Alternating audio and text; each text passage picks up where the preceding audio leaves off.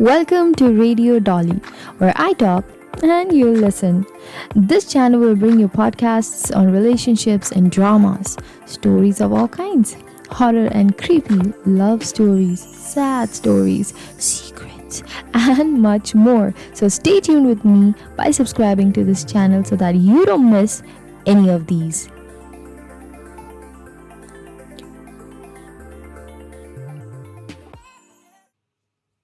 Hello everybody. How you guys doing? I hope you guys are doing absolutely great and I'm doing great as well. I've just been back from my trip to Kerala. And kid you not, every time I go there, it's been twice.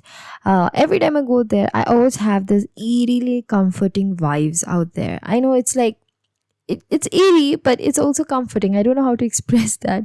But any which ways, today I have decided to bring you guys stories all the way from the backwaters of Kerala right in front of you for you guys to enjoy. So let's get started with the podcast.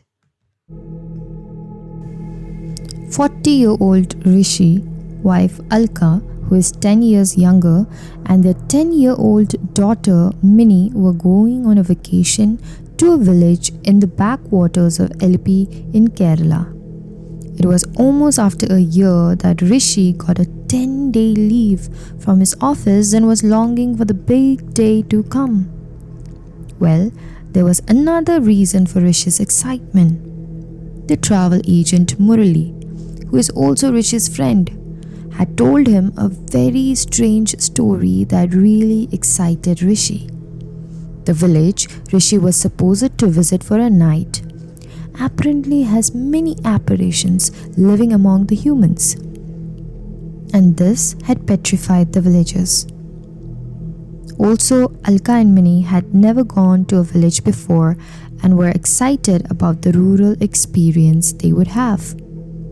Spicing it up with some paranormal experiences would make it a perfect holiday, thought Alka. The big day had finally arrived, and it was time for Rishi and family to catch the flight from Delhi's IGI airport to Trivandrum. They had taken the early morning flight and within a few hours reached their destination and hotel, the Highland, which was a decent 3-star stay. Tired, Rishi and his family did not realize when they had gone to sleep in the air-conditioned comfort of their room. Evening arrived and the phone rang. Good evening, sir. Reception calling. A man by the name Murli wants to see you. Send him up, said Rishi, who woke up Alka and Minnie while scurrying to make the bed before his friend arrived. Murli came up to the room and said a hi to everyone and immediately struck a chord with Alka and Minnie, who had seen him for the first time. A curious Alka asked, "So, what's in the itinerary?" Murli said, Tomorrow in the morning, you first go to Alpi, which is a 3-hour journey by car. Take the boat from the Pamba River and head to the backwaters till you reach the last village, Kainakari. It is a 2-night boat ride. He went on to say, Did you know that Alpi is the Venice of the East? Alka wasn't interested if it was Venice or Milan, but was more curious about reaching the remote Kainakari as early as possible. And she was awaiting to see if there was any paranormal activity in store for her. Dinner was light with a typical bland vegetable meal with some chicken reshmi kebabs to spice it up. Next morning, after a sumptuous buffet breakfast, the trio left in an SUV for Alpi, and around 2:30 in the afternoon, they boarded their boat. The boat was not a simple boat, but actually a houseboat made of bamboo. There was a big drawing room, 2 bedrooms, a kitchen with 2 toilets, and there was also an area for the boat staff to stay. Rishi, Alka and Minnie were bereft of words when they saw how beautiful the houseboat was. Minnie immediately started moving around to explore it while her mother said, "Careful, dear, make sure you don't go to the edges." Nights gave a quaint feeling inside the houseboat, with a few mosquitoes infiltrating the rooms, but the nets and repellents largely kept them away. And when Alka opened the window to see what it's like outside at night, she immediately shut it back. The darkness outside and the sounds of the river sent a chill down her spine. She started imagining what it would be like in Kainagari. Next day, a delectable breakfast comprising a variety of fruits like watermelon, grapes and papaya, along with cheese sandwich, ham omelette, paratha and aloo dum, arrived along with juices, tea and coffee. The 2-night cruise was to end at some point, and from there, Kainagari, the mystery village. It was a 15-minute journey by road along with a 15-minute walk. Inside the houseboat, besides the motorman, there was a cook and a helper to serve the meals. The helper, Kukunur, was very forthcoming and got Rishi, Alka or Minnie whatever they needed. In fact, around 9 at night, Alka wanted a coconut water and Kukunur said, "In a jiffy, ma'am." Alka seemed to hear a splash as if someone jumped into the water, but thought, how can that be, someone jumping into the river at night? Within a very short time span, Kukunur arrived with a coconut well sliced along with straw and some snacks. The motorman Murli seemed a little strange and kept to himself, while the cook, Raghavan, was one of the oldest staff members and regularly sought feedback from Alka and Rishi on how the food was. "Splendid, especially breakfast. Said Rishi, while giving his thumbs up to the food. Even the lunch was one of its kind, and I really loved it." Even on day 2, Kukunur, who was a resident of the mystery village, served to the best of his ability.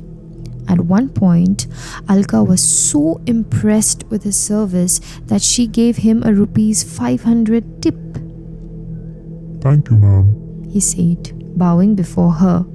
A curious Alka called him again and asked about the mystery village. Kukunur looked at her in the silence and then warned her. "Ma'am, just stay away from Savita auntie and don't go out at night, and you will be safe." He then hurriedly walked out of the room. Early the next morning, the boat anchored at a small town and Alka, Rishi, Minnie along with Kukunur deboarded. It was to come back the next morning to pick them up again. Kukunur made the transport arrangements, walked with them and reached the village.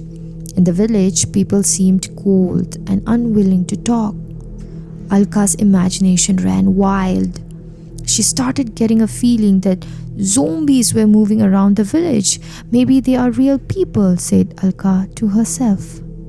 Murli had made an arrangement where one of the villagers, Karthik, would organize a night's stay for the family.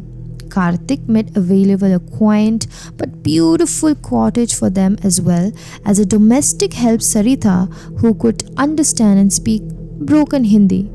Sarita made delicious idlis, sambar, vada and uttapam. In the evening, a strange-looking lady came to meet Sarita. "This is my mother Savita," said Sarita. Hearing the name Savita, Alka immediately ordered Sarita to take her mother outside and not let her in. Taking her mother to the next hut, Sarita had a few 5-minute talk with Savita, and before leaving, Savita came back to tell Alka, "If you want to see real ghosts, wait for me. I'll come back at 10:30 in the night and show you." A Terrified, Alka remembered Kukunur's words, "Ma'am, just stay away from Savita auntie." Alka did not know whether to listen to Kukunur or wait for Savita. Exactly at 10:30 at night, Savita arrived, and according to Alka, she looked as if she was in a trance. Savita held Alka's hand, and reluctantly, Alka walked with her. Even Rishi and Minnie were curious to see what was in store outside, so they followed. About a kilometer away, they saw some people walking aimlessly. Savita told Alka, These are the real zombies, not me. Don't let them know you are here. They could try to harm you. After a while, they walked further and saw someone climbing a coconut tree vertically without any support. Terrified, Alka held Rishi's and Minnie's hands. Though it was pitch dark for them to make out who it was, the shirt seemed somewhat familiar to Alka. They came back to their hut around 2 a.m. at night and hid the sack. After all, they would have had to head back to their boat early morning. The next day, as they were boarding their houseboat, motorman Murli and cook Raghavan were already there. And after half an hour, Kukunur arrived. The houseboat headed back, and again, Rishi and family got to taste some delectable and sumptuous food. In the evening, Alka again asked for coconut water. Raghavan said there was no coconut inside the boat and that he was sorry. A little later, Kukunur came in and said he will get coconut water for her. Alka started trembling when she saw Kukunur's shirt. This was the same man who was walking vertically on the coconut tree last night. As Kukunur left, Alka and Rishi followed him and saw that he had jumped into the dark waters. And to their astonishment, he was back with the coconut 5 minutes later. That was it for today. I hope you guys enjoyed the story, and I'll be back soon with another bunch of interesting episodes for you all. And here's me signing off. I hope you all have a great week ahead. Thank you and namaste.